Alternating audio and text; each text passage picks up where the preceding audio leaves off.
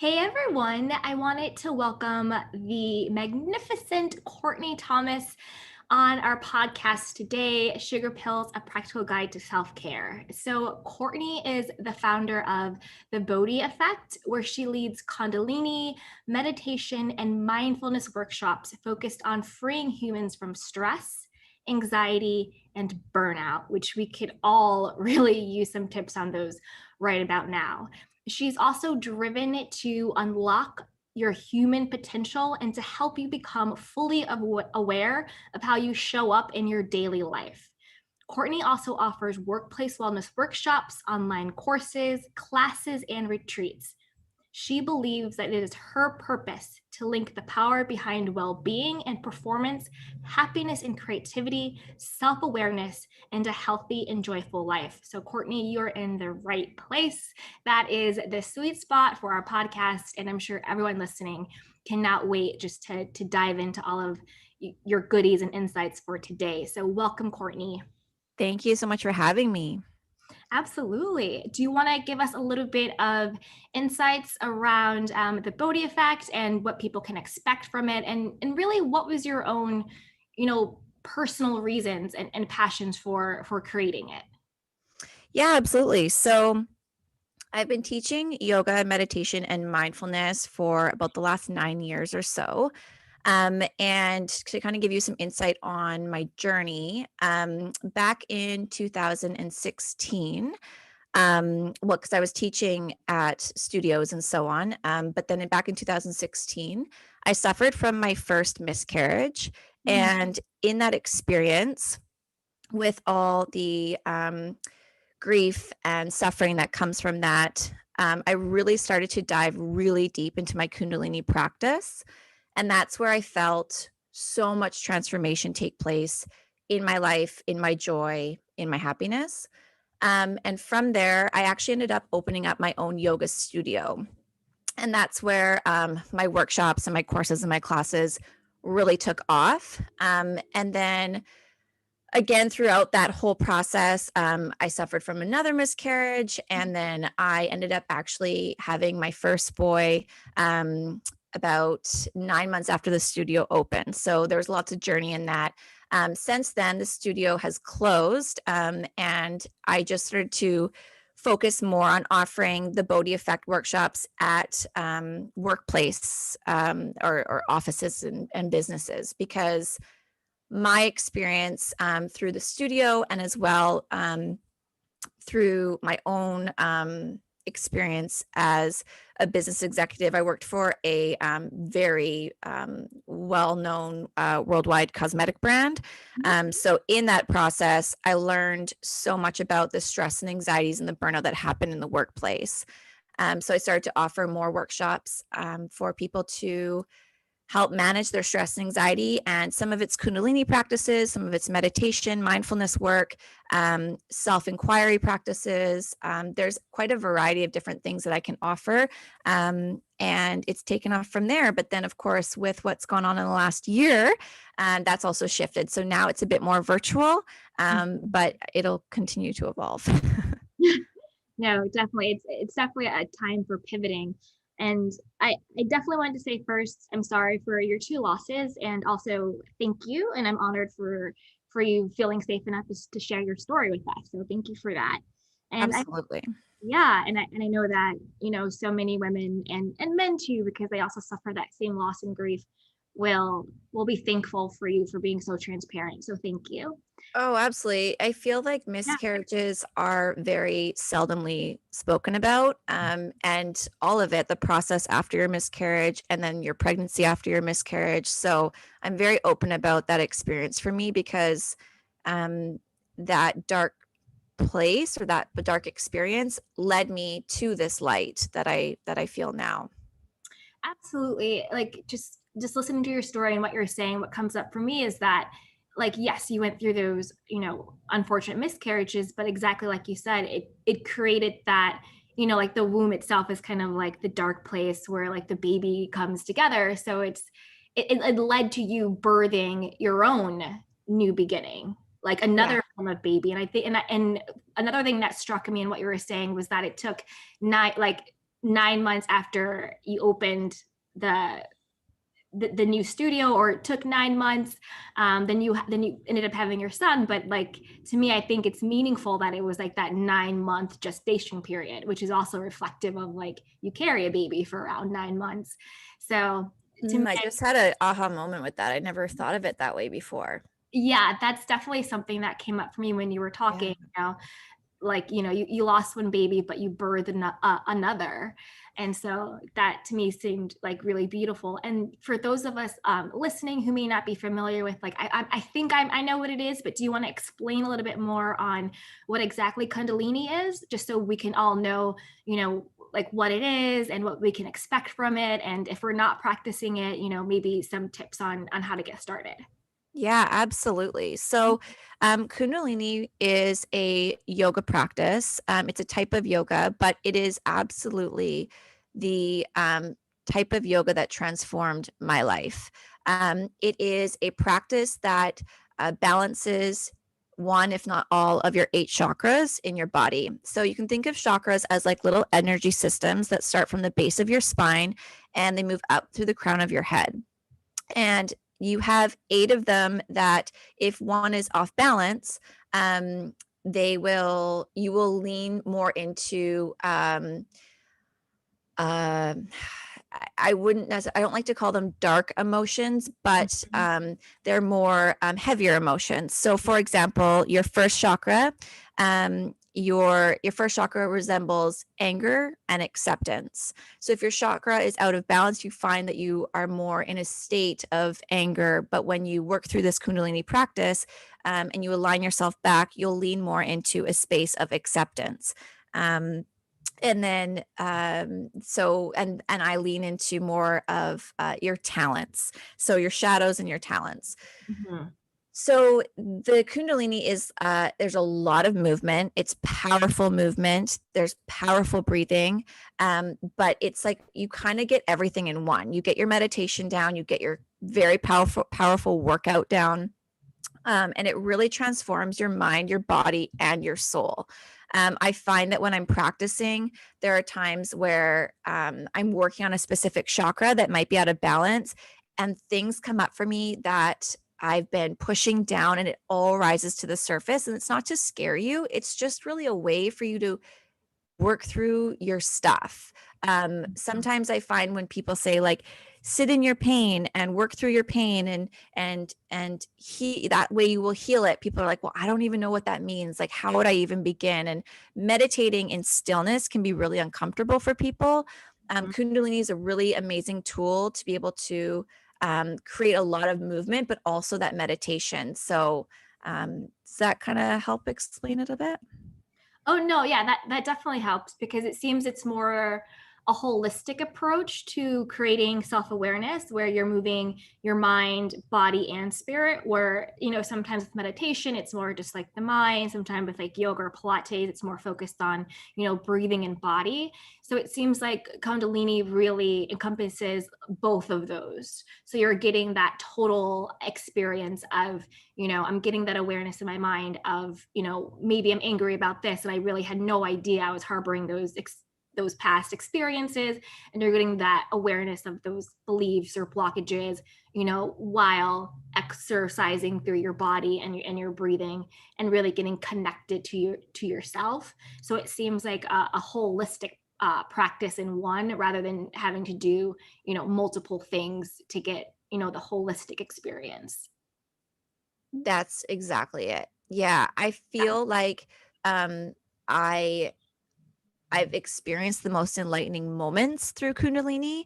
Mhm. And I find that it is the strongest practice for me that brings me back into alignment.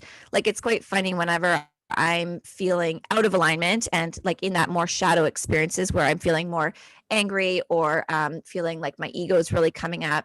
Although my husband probably wouldn't say it in those words, but he'll be like, maybe you should go and like practice some Kundalini. And it's usually because my practice is really lacking that I'm like, okay, yeah, you're right. And it's a quick shift. Especially as you continue to practice, like there's times where like I can just do an 11-minute meditation. That's a Kundalini practice that just like gets me back into that space of clarity, creativity, and just joy. I love that. I love that. And I was like looking over your stuff, and you also said that you had a practice of being able to feel happiness when life is difficult. So I Mm-hmm. think Kundalini seems to definitely be connected to that. Like even if you're going through a difficult time, you can take that intentional time and space to reconnect to yourself. So do you have any other insights on, how do you shift your mood? How do you shift how you feel even when external things might not be going well? Yeah. So again, when I'm practicing Kundalini, what that's done for me throughout this entire practice of mindfulness, meditation, Kundalini, is it's raised my awareness on the way that I act, believe, think, and speak. So, one of the ways I have spoken about that has shifted me into feeling happiness when life is difficult is really watching the narrative and the story that I attach myself to at that specific moment or in that specific difficulty. So um, we can get really caught up in the stories that we tell ourselves of what to be true. And I think through these practices that I'm talking about, you lean away from it, you detach yourself in the sense of where you just kind of are able to become much more present with what is true. And so I really watch my verbiage, um, as far as like using negative terms, using negative words, having awareness on like, well, if I shift around that story, how do I feel? Mhm. um, so an example would be like, okay, well, this is just one example of like my miscarriages of what we spoke about already. It's like victimizing myself that it happened to me versus that it happened for me has really transformed my system, my belief around it. Um, Life doesn't always unfold the way that you want it to, but if you can choose that experience as if you've, or look at that experience as if you've chosen it, you can surrender a lot more, and that shifts me into a lot more joy, happiness, softness, and gratitude for it. No, definitely. I love everything that you're saying. I think, changing the narrative and really being mindful of your self talk, I think is one of the singular most powerful things you can do to shift your life, because the person who talks to you the most in this world is yourself. And, thoughts become things. So what you think you believe and what you believe is what you then act upon, and what you act upon becomes what manifests in your life. So really getting clear on the story you're telling yourself is Mhm. is super important. So I think that's a great insight. And then also when you talk about awareness, I definitely agree with that, because you can't solve a problem if you're not aware that the problem exists. So if you're not aware that, every time you do something wrong, you blame yourself, you call yourself stupid, or you speak negatively to yourself. I don't look this way, I don't have this, I don't have that. Or you compare, or again, like you're saying, you think everything in the world is happening to you rather than for you. If you're not aware of those thinking patterns and those self-limiting beliefs, then you can't consciously change them. So what I'm hearing is that you have a great practice where you're able to create the awareness, get some detachment on the story you're telling yourself, so then you can consciously, intentionally create a new story for yourself. So then that way you're actually like co-creating your experience, because you're saying, well, I'm the author of these thoughts and this story. So as the author, then, I have the power to change it. So if I no longer want to feel like this, then I have the power to shift that. So I think it's a really great way to really take your power back and then meaningfully design your own life, which it seems like you've done, and that's what you teach. I think that's really beautiful. And Yeah, yeah. you're summing it up beautifully for me. And I think as well is that what's really been profound when I'm in these workshops or leading these workshops or classes or courses is that how many people have never really stopped to be curious of their thoughts and their beliefs and their actions and their words, because we have been raised in this society to say that if you're not busy and exhausted and overworked, then you're not worthy.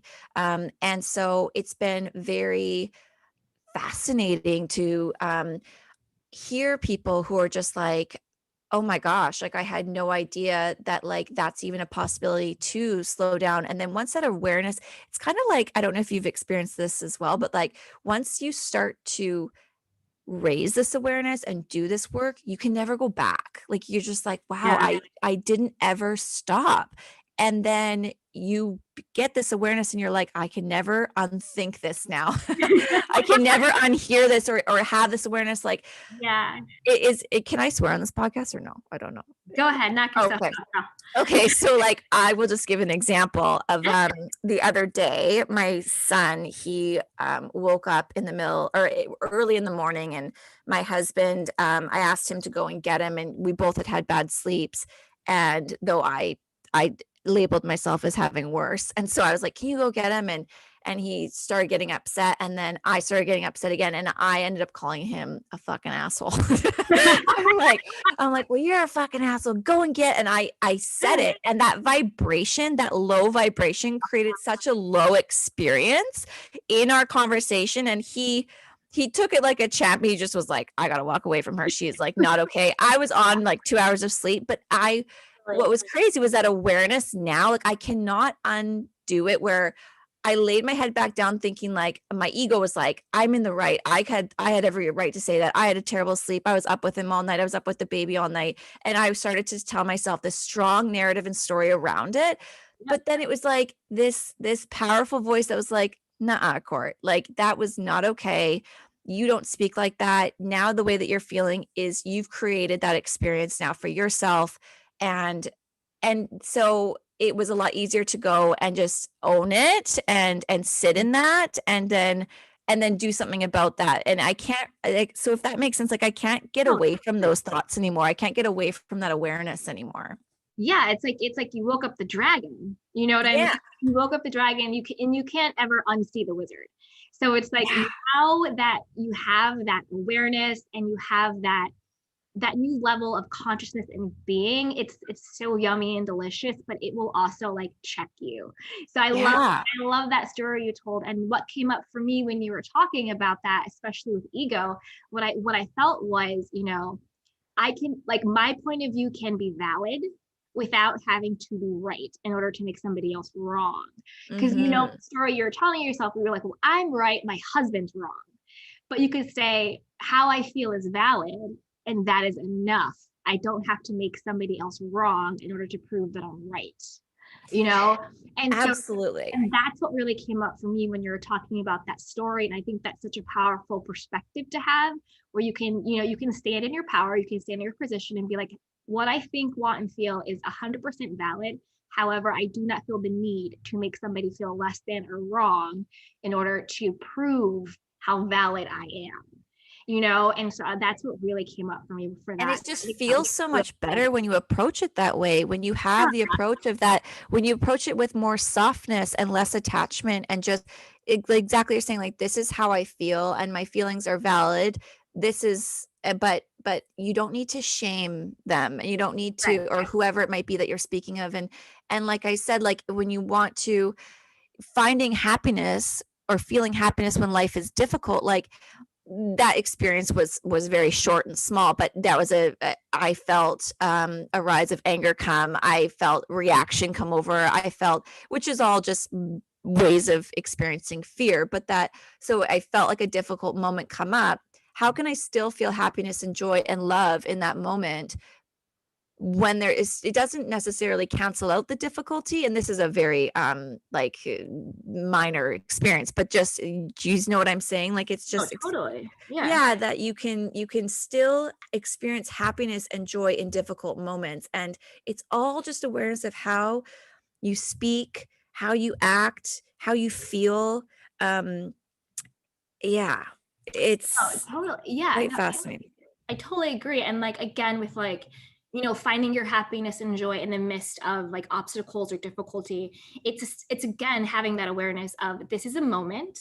If it's like a small moment with like a fight with like my husband, or if it's like a bigger moment of whatever somebody has going on, you have that awareness of this is just a moment, and like this too shall pass, and I have the tools that I need to get through this moment, and I have the grace for this moment. I think I forgot who said it, but someone said, grace isn't the absence of the struggle, it's the presence of protection. And so that's kind of like how I think of it, where it's like, okay, I can be going through a struggle in my life, but I know that this struggle isn't going to define me or destroy me, and I have the grace to meet this moment. And then I also think about, like, especially what you were talking about before, like now that you have this level of awareness and now you have this level of consciousness, you're not just going to be flying high all the time. Like you're still going to have those same patterns creep up, and those same, difficulties come up. And like the trick is meeting it this time with like that new level of awareness and compassion and grace and understanding and perspective. So it's not that you're slipping back, it's not that you're not doing well on your progress, it's not like, oh, I thought I was healed from this, why is this happening again? It's like, well, life happens, and like those things will come back up, but now you're in a different place to receive that moment with greater grace. And so I'm I so think, glad you brought that up, because yeah. I think it's really what comes up a lot for my clients or people that are in my spaces that are saying that, I've been doing this work and it's not sticking. Nothing, like I still feel this way. This still comes up for me. And one of the ways I've found freedom in that is that to really understand that there is no arrival. Life, like you said, Exactly. evolves. And it's like sometimes I have to actually say that out loud. It's like there's no arrival. And again, I mean, my poor husband, who I keep kind of talking about here, but he will say to me sometimes, like, don't you teach mindfulness? And I'm like, yeah, I do, but I'm still a human being that can have a reaction, versus I know it's better for me to have a response and to lean back and to breathe before I speak, and that all of the work, like I know there's more success in using my tools, but that there are still times where things come up. And I mean, my God, I think everybody has had something come up, regardless of how much work and awakening you have done in your life. Mhm. This year a lot has come up for people. And I mean, I feel, at least we're all going to look back on this year as an absolute gift. And that's, it might be very triggering for some people to hear because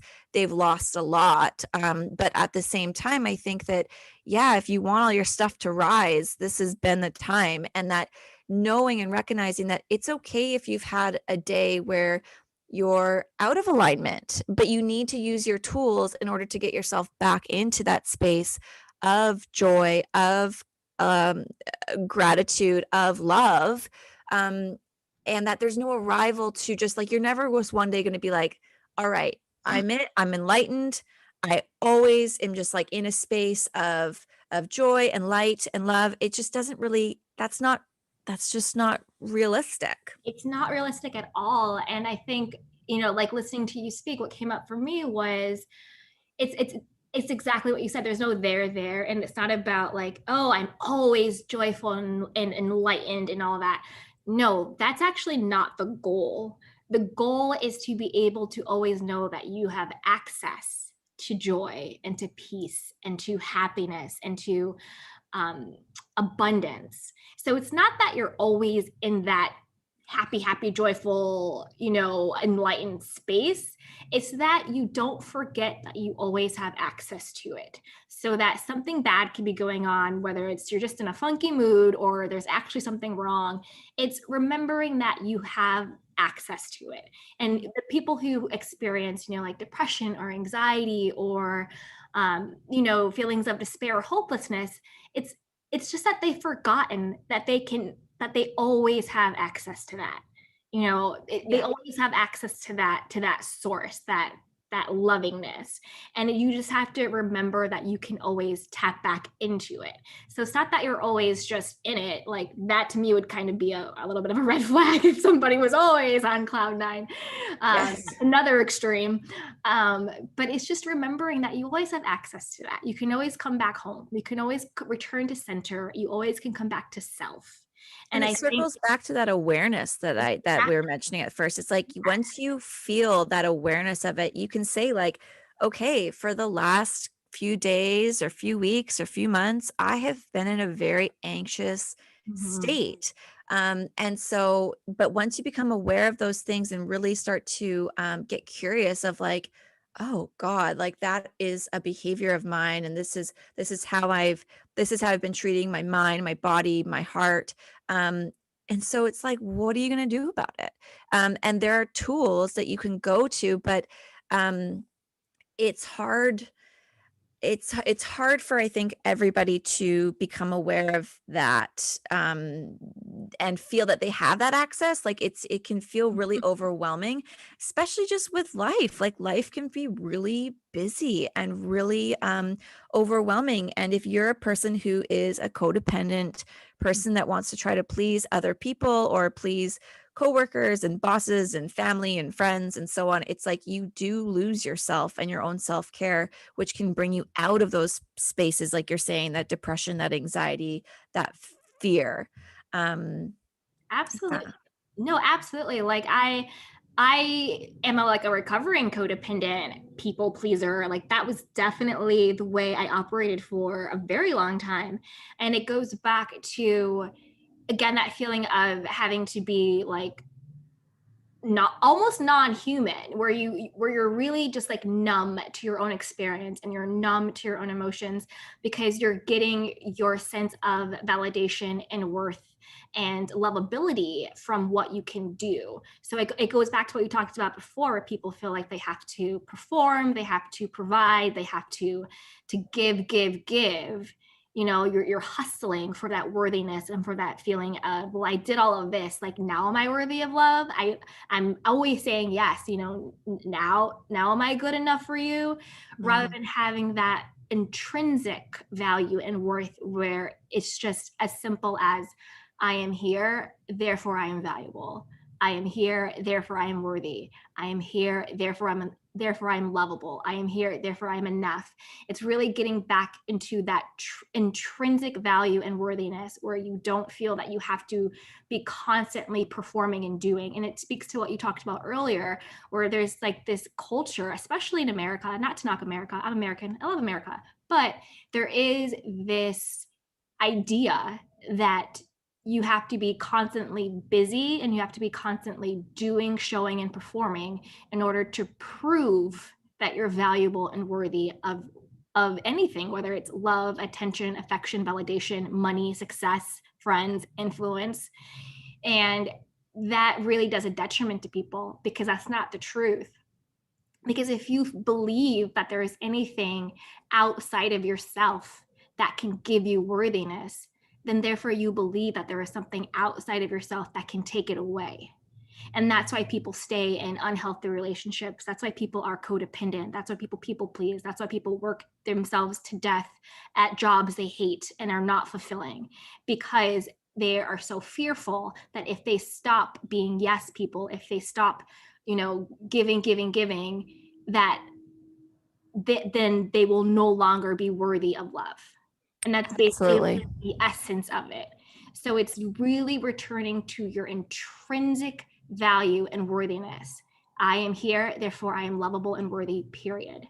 And once you get to that place, then you're able to say, well, this is what I want and I need. This is what my boundaries are. This is how I'm going to take care of myself. Oh, you know what? I'm in a funk. I'm being, you know, kind of sassy. You know what? I'm a human being. I forgive myself anyway. And, you know, I'm just going to go say sorry.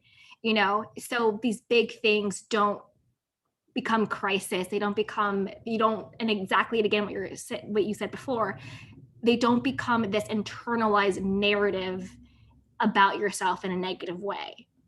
And Yeah. yeah, And I really try to like kind that. of remind people like, you're a human being, not a human doing. So you need to just be here, be present, and know that by sitting in your truth or sitting in your presence, you are worthy. And people get so caught up in this rat race.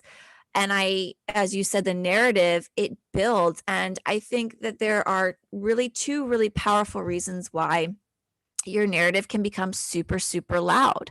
And a buildup of energy is part of it. It's like you have, like, when you can feel it in your body when you're super nervous or when you're super excited, and you don't know what to, that energy in your body becomes so powerful that your mind starts to really narrate what it is that's going on in order for you to feel almost more in control and more safety. But if you just kind of let that go and just recognize that you're hearing your voice, you're hearing your narrative, you're hearing your story, but that's not really what it is. That's not really true. That's not really that's not your truth. It's the only thing that's true is the right now, right here and right now. And Yeah. I think it can become very, and we all have it, that voice in our head, we all have it. But it's just recognizing when it's real and what is true versus what you're creating in order to feel more safe or more better about a circumstance, because the voice is there to make you feel better or worse about the situation. That's really all. That's really what it's there for. Yeah. And when you recognize that and you're like, oh yeah, like sometimes my voice in my head is jiving with me, but there are other times where, like, oh my gosh, this like imposter syndrome that starts to come up for me and starts to tell me of my worth, and like, you just, everything that you just said, if you can catch it and you have that awareness and you're like, that's not real. What's real is just what's here right now, right in front of me. And I'm feeling a specific way. And so what am I going to go do about it? Well, I'm going to go and use my tools. I'm going to go and meditate. I'm going to go and practice a Kundalini. I'm going to go and tell somebody, write a message of love to somebody. I'm going to go journal. Like, there's so many different things. I'm going to go out and be in nature. And I mean, we could go into a list of different tools. I mean, I think your podcast is an amazing way of just being a kind of like, I like the idea. Actually, I was looking at your podcast of like somebody just closing their eyes and like picking one and like trusting that that's the one that they need to hear that day. Yeah. But there's just different things that people can do in order to like find their tools and find their way or their resources, again, of bringing themselves back into grace, back into alignment, back into a place of love. Yeah. And I love before how you were saying, a lot of people are never curious about their thoughts or their feelings or their beliefs. And just exactly that, like, you could be feeling nervous, or you could be feeling excited, or you could be feeling angry or whatever. What if we approach those feelings with curiosity, and you're just like, wow, I wonder what this feeling is trying to tell me. I wonder what this feeling is trying to teach me. Or like, when was the first time I felt anger? Or like, I wonder what's beneath this. Yeah. Like, so it's a detaching from like its big meaning and its big like scariness, to approach it with a curiosity. Yeah, Like, and I'd love your listeners to ask themselves even now, like, how often in your day to day were you truly aware of the way that you feel?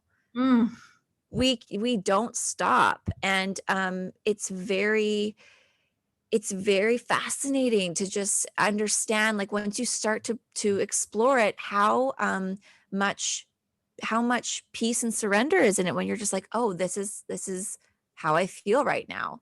It's not often that people stop. mhm.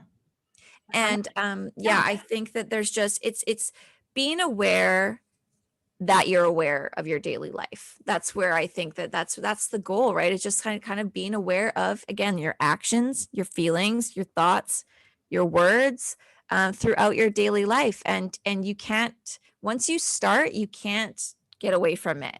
Like that example of when what I spoke to my husband, it's like, that didn't feel good. That was a way of becoming truly aware of how I felt. I'm like, yeah, I said those things and that was terrible and I didn't feel good in it. So I don't want to do that anymore. I don't want to speak like that anymore. And I hope that the next time I can catch myself in that circumstance of like, okay, my blood pressure is starting to rise. I'm starting to feel tension in my throat and in my chest. This is usually when I would call him an effing asshole. And so I'm going to walk away. I'm going to breathe. I'm going to go and just like, I'm going to say like, I need 5 minutes. Like there's just different ways to react versus respond.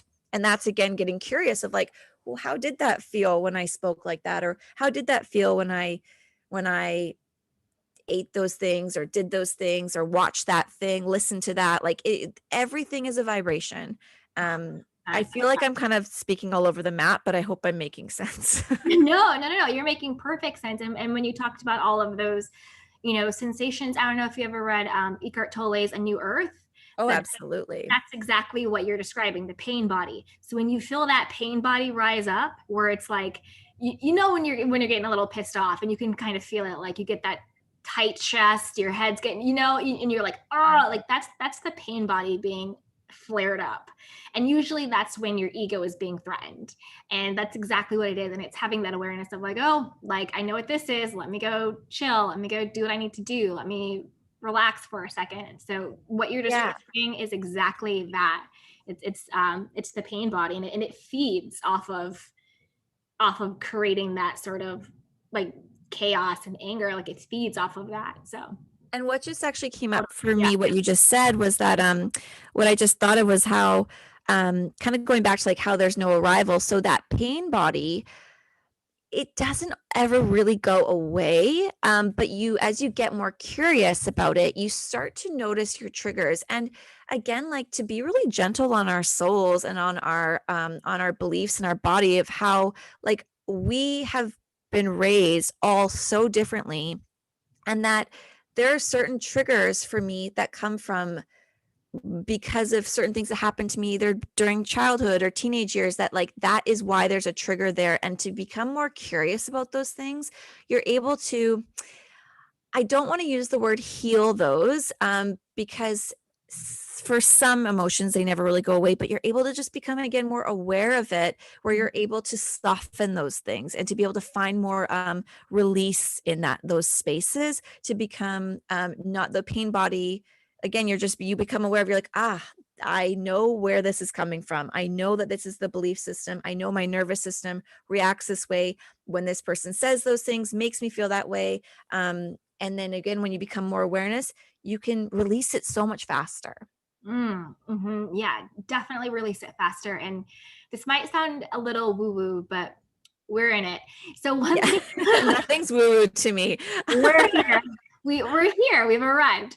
No, but one thing I love to do, and I just thought about it when you were talking, is when I realize like those like old triggers come up, or if I'm getting really defensive, I speak to it. I'm like, okay, like Candy, like I know you're getting really defensive, and I know like that's just like my warrior coming up. Thank you so much for protecting me when I needed protection in the past, but I'm okay right now. Because all of those triggers and all of that defensiveness and all of that ego is there because at some point in your childhood or some point in a meaningful part in your life, you needed that in order to survive. It might not be like actual like physical surviving, but you needed that in order to survive, whether you weren't getting like a mental, emotional, spiritual, physical, need met. So you created those coping mechanisms and those coping styles in order to survive in that moment. And that's what you just got conditioned to do. So now, like if you're in adulthood and you're still using those defenses and you're still, having those triggers actually were installed to protect you. But now that moment has passed, it's actually sabotaging you. So you have to remember, like, okay, like just again, being gentle with yourself. Thank you for protecting me when I needed protection, but I'm okay now. So now be less triggered by those things that happen that isn't actually a threat. It just reminds you of the threat. It's like, oh, the last time I felt, because like think about it, like nervousness and excitement kind of feel the same. So if you get this feeling of like excitement that you have to do something, but the last time you felt nervous, you got really embarrassed by something, you might stop doing things that excite you because it just feels the same. And you're fearful of feeling that embarrassment or whatever it was again. So those defenses and that ego and those triggers we're always installed to protect you, but you have to know, when is this protecting me versus when is this sabotaging me? And it's really getting that clarity and that awareness of what's going on within you. I've been nodding powerfully throughout this whole thing. I'm like, Yeah. yes, yes, yes. Yeah, because like even with, I'll just speak from personal experience, even with my own codependency, I became codependent as a way to survive. Nothing was like physically threatening at all, but that was just the way in which my childhood went, or that's just what I had. I grew up with a single mom, and a lot of times children with single parents become very enmeshed with their parent, and so I became very codependent with my mother. And it was nothing anyone tried to do. It wasn't any type of abuse or trauma, none of that. It was just the way in which our relationship was shaped from such an early age. I learned that I get my needs met by performing and by showing up and by saying yes.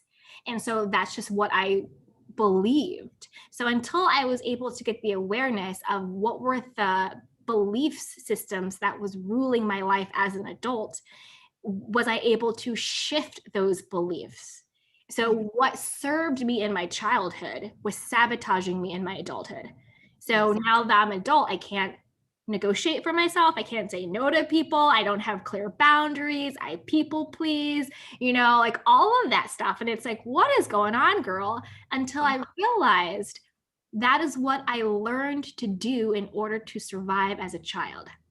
Oh, I'm so grateful for that share, because that is a Yeah. perfect example. And I don't think that people are aware enough of how the nervous system is built in Mm. your body. The nervous system is that fight, flight, or freeze. And that when we're wired a specific way in our childhood, that it takes work to unwire those things. But again, it kind of goes back like that curiosity that we're talking about. It's like, well, why am I bad at negotiating? Why am I such a people pleaser? And as you start to explore those things and become really aware of how you were wired, how your nervous system was built, you can shift and change those things in order to, again, feel more free, to feel more in your own truth. And to kind of circle back to Kundalini, that Kundalini is a practice that does rewire your nervous system. It works your nervous system in a way where, yeah, your shit comes up, but you just can't unsee it. And you really start to find ways on, when you have those deep challenges, on like, how do you stay steady? How do you stay calm? What are the things that don't serve you, the fears, the worries, and how to stay to like access your almost true strength that you have deep Mhm. inside, and your true truth. At the very end of every practice, I always say the word Sat Nam, which means speak your truth, live your truth, and be exactly who it is that you want to be. But there are certain things in our lifetime that we escape from our truth in order to, like you were just giving the example of like codependency and how we're all raised so differently. And there's certain things that are going to happen to our life that we will have no control over. Pretty much everything that we have happen in our life, we have no control over. Yeah. But right. Yeah. But that if you can just bring yourself back into that awareness of you, again, your truth of like who you are, and bring yourself back into that space of joy and love, you will find that softness and that surrender inside. But thank you for sharing that example, because I think that that will resonate a lot with people of kind of what we're talking about. No, definitely. And then just thinking about what you're saying, especially with like Connellini and like the nervous system, and really thinking about that stuff. For me, I thought about, and I love how you keep saying like, be gentle with yourself and be soft, because I think the first step to doing, the work that you teach, and just like the work in general, is letting go of shame and self-criticism and self-judgment. Letting go of thinking that any of your unhealthy coping mechanisms or anything that has happened to you or hasn't happened to you is your fault. Really just letting that go and getting into the space of I'm open to being present with my true self. Because I think a lot of people don't do the work because they're stuck in thinking, if I admit I need help, if I admit I need to change, if I admit I need to do the work, then that means there's something wrong with me. And And it comes back to like that life happens for you, not to you. So everything that got you to this space right now, like if you're listening to this podcast, you're listening to it for a reason. There is the way that the universe is aligning you to be exposed to this kind of work because you're ready. And that everything that got you up to this place right now, if you can just believe that it happened for you, that you can work through those experiences, and again, like, and access that love and that gratitude for it all. Yeah, and speaking of accessing it, especially during this time, I know that you have an amazing new course that is launching on December 27th through the 31st. It's a 5-day Yeah. course. Do you want to just, walk us through what the course is, what's offered, and then also let us know how to sign up or get on the list? Yeah, absolutely. So I'm launching a course that's part of the Bodhi series, and it's called The Shift. So it's going to be a virtual course that you'll do online, and it basically is kind of everything that we're saying. There's going to be Kundalini, breath work, meditation, self reflection, journaling, and really, truthfully, it's to awaken you to what everything that we're talking about. It's to shift from fear to love, to shift from tension to softness, to shift from your darkness to light. And where I felt really inspired was just like, what are you going to do with the last 5 days of 2020? It was a tough year, but for everyone had their own experience of struggle. But to find that freedom, and if you don't know where to start, this course is going to be part of your answer. It's work. It doesn't mean it's going to be easy. There's some powerful movements. There's some powerful stuff going on in it, but I promise you that you're going to feel it. You can do it, and you're going to feel it. So after that, at the end of the course, I also recommend a 40-day meditation that you can do from January 1st to February 9th. So it could be a really amazing way to also start off your 2021, and again, just create that change. I love that. And I love that you have that, supplemental meditation after. So you're not just like left hanging in this like emotional awakening. Oh, how often does that happen when you do those? I know it's these courses, and I should add as well is that there'll be a private Instagram page where I'll be posting some things. People can ask me lots of questions in the comments and DM me. So again, when you're experiencing even that 40-day meditation and things will come up for you, there's a lot of intention behind the meditation that I choose, that you'll have full access to me as well. So the course is $75. And so again, not too much, but there is also a discount price for the BIPOC community. So you can reach out to me for that as well. But I just, there's a lot of intention behind this series and intention behind this course, for people to really shift their thoughts and to shift their feeling back into a space of gratitude and joy, and awareness.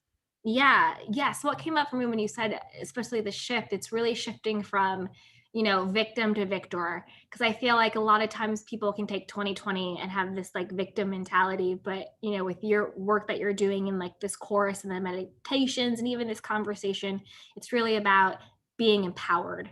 And like, Yeah. regardless of what's happening outside of ourselves, we are empowered to find that stillness and peace and joy within ourselves. And so for me, it's really that shift from victim to victor. So thank you so much for the work that you do.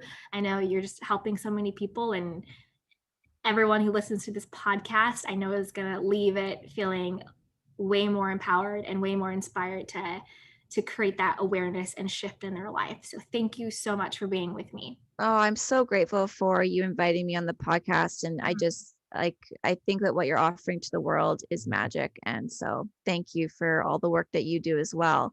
I sent you some links. So again, you can find the course on my website, which is just at thebodhieffect.com, as well as you can find it through the information on my Instagram page as well, which is also at the Bodhi Effect. Yes, and I will have everything linked in the show notes. So you guys can just go on the show notes and click it and sign up for her course. Beautiful. Thank you so much, Candy.